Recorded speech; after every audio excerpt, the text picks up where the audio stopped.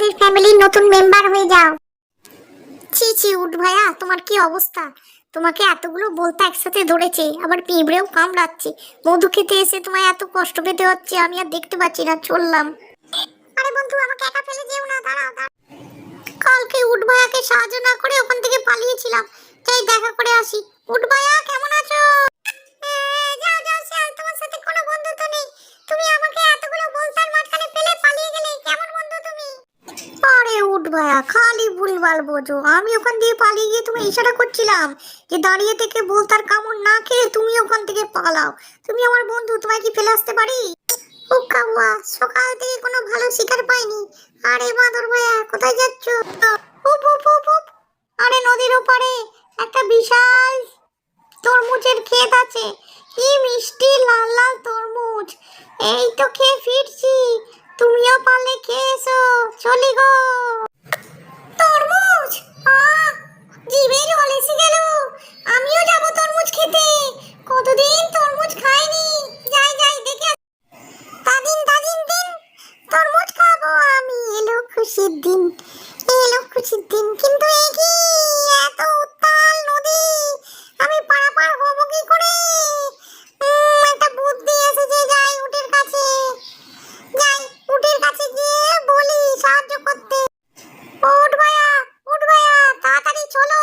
রসালো লাল লাল তরমুজ খাবে তো? শিগগির চলো আমার সাথে। আমি খাবো তরমুজ, আমি খাবো, কিন্তু কোথায়, কিভাবে কিভাবে পাবো তরমুজ? বলছি বলছি, নদীর ওপারে যেতে হবে, ওখানে তরমুজের ক্ষেত আছে। আমাদের এক্ষুনি বেলাবেলি বেরিয়ে পড়া দরকার। চলো চলো, খুব বেশিক্ষণ লাগবে না। এখন তাড়াতাড়ি হাঁটলে আমরা বিকেলের মধ্যে পৌঁছে যাব। যাচ্ছি যাচ্ছি, কতদিন তরমুজ খাইনি। দেখো উঠ ভাইয়া, এই নদীটা পার হতে পারবে তো? খুব পারবো, খুব পারবো।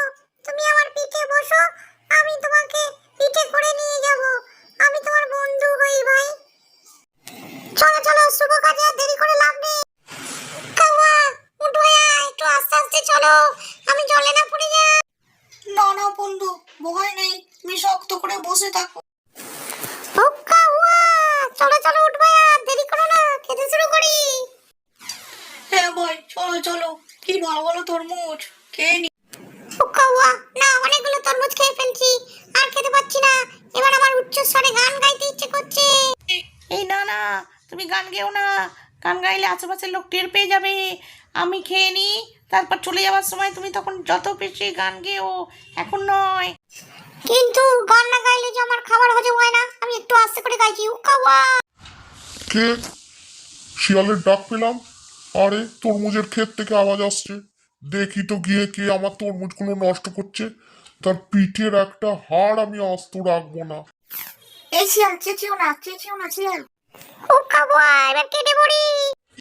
কই কই দেখি কে? আরে শিয়াল কোথায়? এটা তো একটা উট। মরার আর জায়গা পাসনি, আমার তরমুজগুলো খেতে এসছিস? তোর আজকে পিঠ ফাটাবো, যা এখান থেকে যা। ঝোপের আড়ালে বসে উটের মার খাওয়া দেখি কি মজা। ও উঠ ভাইয়া, দাঁড়াও দাঁড়াও, রাগ করেছো নাকি? দাঁড়াও দাঁড়াও, ও উঠ ভাইয়া, আমায় নিয়ে চলো, দাঁড়াও দাঁড়াও। রাগ করবো না, তুমি অত জোরে চেঁচালে বলেই তো চাষি টের পেয়ে গেল আর আমাকে কত মারলো। আমি তোমায় কত বারণ করেছিলাম।